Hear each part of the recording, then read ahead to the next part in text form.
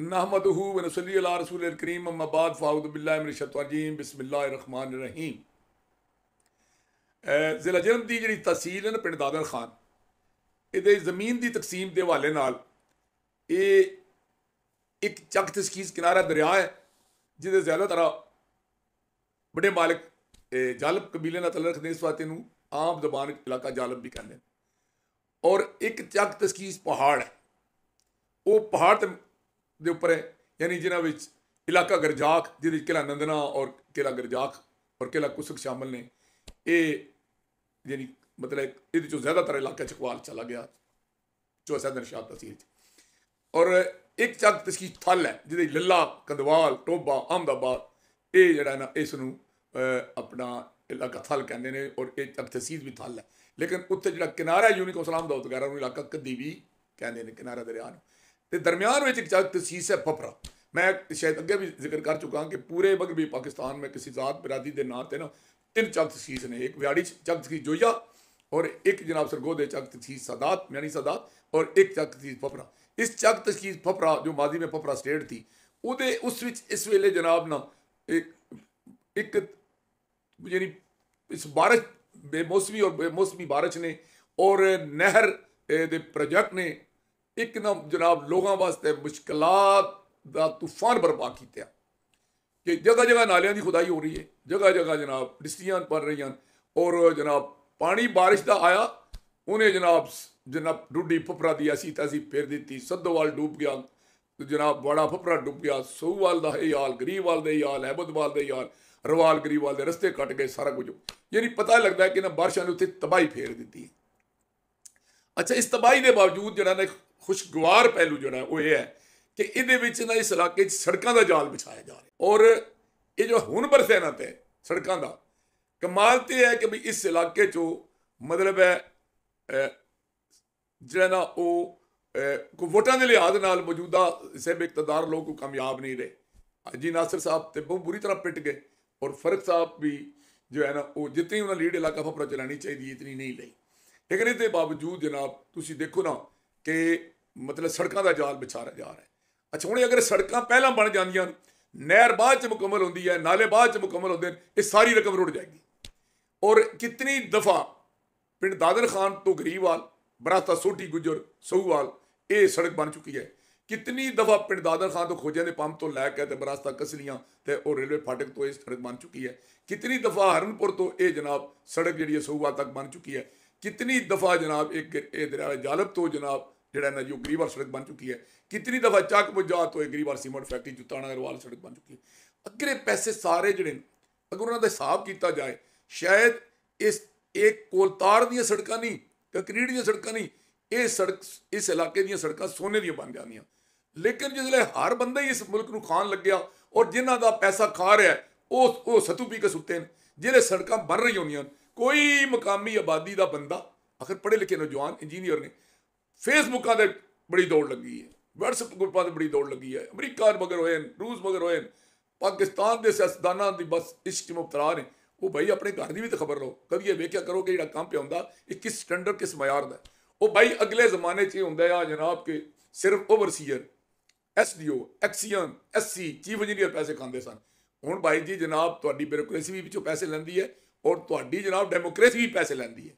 तो इस लिहाज नाल उत्थे नतीजा की होंदा कि रुपये विचों अठियानी भी लग जाए तो बड़ी गनीमत होंदी है। तो जे तुसीं तवज्जो नहीं देंदे नतीजा तन की होंदा कि लेपा पोती करके फारग हो जाते हैं, अजे साल नहीं गुजरते सड़क खत्म हो जांदियां। हुण ये सड़क अगर पहला बनियां तो ये जनाब फिर ये पानी ये सारा कुछ बर्बाद कर देगा।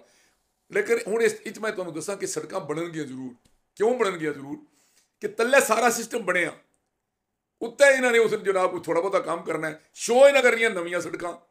और सलैरी साहब साढ़े SC ने जनाब जो जेल में एक्सीयर रह गए वो मास्टर ने ना कामों के, उन्होंने भी पता है कि अपने मतहतन किन राजी रखना, अपने सीनियर किन राजी रखना, ब्यूरोक्रेसी किमें राजी रखना, डेमोक्रेसी किमें राजी रखना है। वो बड़ी कमाल की शख्सियत ने सलैरी जो ज़्यादातर मतलब जो इन्हों की ज़रा सियालकोट के बार्डर एरिया की रहने वाली कौम है, कश्मीर ने उत्ते ने ये अपने आप को राजपूत भी कहते हैं, चौधरी भी खाते हैं, राणा भी खाते हैं। लेकिन बड़ी जनाब दुनियादार कबीला है, बंदे जनाब जाल पाने के पीछे खत्म है। तो सलैरी साहब साढ़े SC ने हाईवे दे ਔਰ ਜ਼ਹਿਰ ਹੈ, ਮਤਲਬ ਜੇਲਮ SDO ਐਕਸੀਨ ਤਾਂ ਹੀ ਕੋਨੇ ਪਹਿਲਾਂ ਚਕਵਾਲ ਕੁਝ ਆ ਜਾਏ ਤੇ ਉਹਨਾਂ ਦਾ ਇਹਦੇ ਤੇ ਪੂਰਾ ਕੰਟਰੋਲ ਹੋਏਗਾ। ਤੇ ਮੇਰੀ ਉਹਨਾਂ ਅੱਗੇ ਦਰਖਾਸਤ ਹੈ ਕਿ ਬਰਾਏ ਮਿਹਰਬਾਨੀ ਇੰਜ ਨਾ ਹੋਵੇ ਕਿ ਕਾਦਾ ਹੀ ਸੜਕ ਬਣ ਜਾਏ ਤੇ ਕਹੋ ਜੀ ਪਾਣੀ ਆਇਆ ਤੇ ਨਾਲ ਰੋਡ ਕੇ ਵੀ ਲੈ ਗਿਆ। ਮਿਹਰਬਾਨੀ ਕਰਿਆ ਹੈ ਆਟੇ 'ਚ ਲੂਣ ਪਿਆ ਹੈ, ਲੂਣੇ 'ਚ ਆਟਾ ਨਾ ਪਾ ਦਿਆ। ਇਹ ਹੁਣ ਜਨਾਬ ਅੱਛਾ ਇਹਦੇ ਚੂੰਕਿ ਬਹੁਤ ਜ਼ਿਆਦਾ ਬੱਚਤ ਹੈ ਸਾਰਿਆਂ ਸ਼ੋਬਿਆਂ ਨੂੰ, ਇਸ ਵਾਰ ਤੁਹਾਡੀ ਸੜਕਾਂ ਜ਼ਰੂਰ ਬਣਨਗੀਆਂ। ਇਹ ਸੜਕਾਂ ਤੁਹਾਡੀਆਂ ਬਣ ਰਹੀਆਂ ਨੇ ਜਨਾਬ, ਤੁਹਾਨੂੰ ਮੈਂ ਦੱਸਿਆ ਨਾ ਜੀ, ਇਹ ਸੜਕ ਲੀਲਾ ਚੌਕ ਤੋਂ ਆ ਰਹੀ ਹੈ ਤੇ ਗਰੀਬ ਫੈਕਟਰੀ ਜਾ ਰਹੀ ਹੈ। ਦੂਜੇ ਪਾਸੇ ਜਨਾਬ ਇਹ ਪਿੰਡ ਦਾਦਰ ਖਾਨ ਤੋਂ ਸੜਕ ਆ ਰਹੀ ਹੈ ਤੇ ਇਹ ਜਨਾਬ ਪਹਿਲਾਂ ਇੱਕ ਆਪਣਾ ਜਿਹੜਾ ਕਸਲੀਆਂ ਵਾਲੇ ਪਾਸੇ ਉੱਥੇ ਬਣੇਗਾ ਇਹਦੇ ਤੇ ਤੁਹਾਡਾ ਫਾਟਕ। ਉਸ ਤੋਂ ਬਾਅਦ ਇਹ ਜਨਾਬ ਹਰਨਪੁਰ ਤੋਂ ਸੜਕ ਆ ਰਹੀ ਹੈ, ਹਰਨਪੁਰ ਤੋਂ ਸਹੂਵਾਲ ਆ ਰਹੀ ਹੈ, ਸਹੂਵਾਲ ਤੋਂ ਇੱਕ ਗਰੀਬਵਾਲ ਆ ਰਹੀ ਹੈ, ਗਰੀਬਵਾਲ ਤੋਂ ਇਹ ਜਨਾਬ ਰਫੀਕਵਾਲ ਸਟੇਸ਼ਨ ਜਾ ਰਹੀ ਹੈ ਔਰ ਉੱਥੋਂ ਇਹ ਕਿਰਾਇਆ ਜਾ ਪਾ ਰਹੀ ਹੈ। ਇਹਦੇ ਉਹ ਜਿਹੜੇ ਗੁਨਾਹ ਪਹਿਲਿਆਂ ਲੀਡਰਾਂ ਨੇ ਪੈਸੇ ਕਢਾ ਲੈਣ ਤੇ ਕੰਮ ਕੋਈ ਨਹੀਂ ਕਰਾਇਆ ਉਹ ਵੀ ਕਵਰ ਹੋ ਜਾਣਗੇ ਹੁਣ, ਕਿਉਂਕਿ ਉਹ ਇੰਜ ਨਹੀਂ ਨਾ ਕਢਾ ਸਕਦੇ, ਉਹ ਜ਼ਹਿਰ ਮਹਿਕਮਾ ਹਾਈਵੇ ਦੇ ਨਾਲ ਮਿਲ ਕੇ ਤੇ ਠੇਕੇਦਾਰਾਂ ਨਾਲ ਮਿਲ ਕੇ ਉਹਨਾਂ ਕਰ ਦੇਣ ਤੇ ਉਹ ਵੀ ਕਵਰ ਹੋ ਜਾਣਗੇ। ਇਸ ਵਾਸਤੇ ਹੁਣ ਰਹਿ ਗਈ ਗੱਲ ਕ੍ਰੈਡਿਟ ਦੀ। ਇਹਦੇ ਖਾਮੋਸ਼ ਦਾਵਾ ਹਾਜੀ ਨਾਸਰ ਦਾ ਕਿ ਜੀ ਇਹ ਮੈਂ ਸਕੀਮਾਂ ਲਿਆਂਦੀਆਂ ਔਰ ਵਾਅਦੇ ਖੁੱਲ੍ਹਾ ਦਾਵਾ ਜਿਹੜਾ ਫਰਕ ਇਲਤਾਫ ਦਾ, ਔਰ ਇਹ ਫਰਕ ਇਲਤਾਫ ਦੇ ਦਾਅਵੇ 'ਚ ਆਬਦ ਜੁਤਾਣਾ ਵੀ ਸ਼ਾਮਲ ਨੇ। ਔਰ ਚੂੰਕਿ ਉਹ ਓਪਨਲੀ ਡਿਕਲੇਅਰ ਕਰ ਰਹੇ ਉਹ ਜਿਸ ਤਰ੍ਹਾਂ ਸਕੀਮ ਬਣੀ ਹੈ ਕਿ ਇੱਧਰੋਂ ਇੱਧਰ ਇਹ ਸਵਾਏ ਆਬਦ ਜੁਤਾਣੇ ਦੇ ਤਜਵੀਜ਼ ਕੋਈ ਨਾ ਦੇ ਸਕਦਾ। ਇਹਦੇ ਵਿੱਚ ਜਨਾਬ ਉਹ ਦਮਰਾਈ ਵੀ ਜਾ ਰਹੀ ਹੈ, ਲਾਲ ਕੁਰੇਸ਼ੀ ਤੋਂ ਦਮਰਾਈ ਵੀ ਸੜਕ ਜਾ ਰਹੀ ਹੈ। ਤਾਂ ਇਹ ਸਾਰੇ ਲੋਕਲੀ ਇਹ ਕਿਸ ਵੀ ਆਉਂਦੀ ਹੈ ਲਾਗੇ ਮਸ਼ਵਰਾ ਇਹਦੇ 'ਚ ਆਬਦ ਜੁਤਾਣੇ ਦਾ ਸ਼ਾਮਲ ਹੈ। ਕਈ ਬੰਦੇ ਇਹਦੇ ਹੋਰ ਵੀ 500 ਸਵਾਰ ਦਿੱਲੀ ਸੇ ਆਇਆ ਵਾਲੇ ਵੀ ਹੋਣਗੇ ਨਾ, ਸੁਣੀ ਨਾ ਗੱਲ ਨਾ ਕਿ 4 ਸਵਾਰ ਜਾ ਰਹੇ ਸਨ ਬੜੇ ਖੂਬਸੂਰਤ ਘੋੜਿਆਂ ਤੇ, ਉਹਨਾਂ ਨਾਲ ਜਾਂਦੇ ਜਾਂਦੇ ਇੱਕ ਜਨਾਬ ਖੋਤੇ ਦਾ ਸਵਾਰ ਵੀ ਰਲ ਗਿਆ। ਉਹ ਬੰਦੇ ਆ ਕੇ ਬੜੇ ਸੋਹਣੇ ਜਵਾਨ ਨੂੰ ਕਿੱਥੇ ਚੱਲੇ ਹੋ, ਉਹਨਾਂ ਜਵਾਬ ਉਹਨਾਂ ਦਿੱਤਾ ਘੋੜੇ ਖੋਤੇ ਵਾਲਾ ਦਾ ਹਮ 500 ਸਵਾਰ ਦਿੱਲੀ ਇਸੇ ਆ ਰਹੇ। ਅੱਛਾ तो इस तरह जनाब एक बड़े बड़े फुल अपने आप को लहू ला के शहीदें लगनगे, लेकिन एक क्रेडिट बाहर इन्होंने 3 बंदियां दी है, चौथे का कोई किसी का क्रेडिट नहीं, इन्होंने किस का कितना बाहर अपना अपने का हिस्सा है। और ये इलाका इसलिए खुशमत की सड़कों का जाल बचाया जा रहा और ये फिर मुतबादल सड़क के भी तौर पर काम करेगी। अगर पिंड नवाल तो पिंड दार खां सड़क नहीं बनती तो ये कम अज़ कम जो लोग जेल में उधर उधर आएंगे जाएंगे उत्तों आड़े नाल लिंक करेगी, पर ये चकवाल नाल लिंक करेगी, ये जेलम नाल लिंक करेगी, ये सड़कों उससे भी काम करनगियां।